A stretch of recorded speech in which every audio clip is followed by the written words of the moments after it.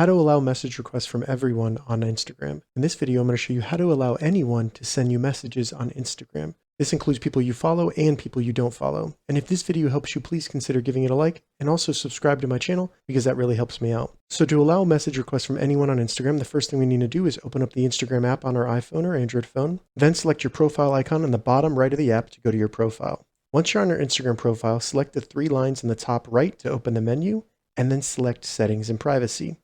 Once in Settings and Privacy, scroll down and under How Others Can Interact with You, select Messages and Story Replies.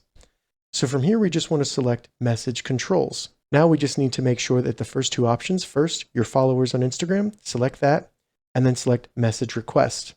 After that, select Others on Instagram. So this will be everyone else on Instagram, including people that you don't follow or don't follow you, and just select Message Request.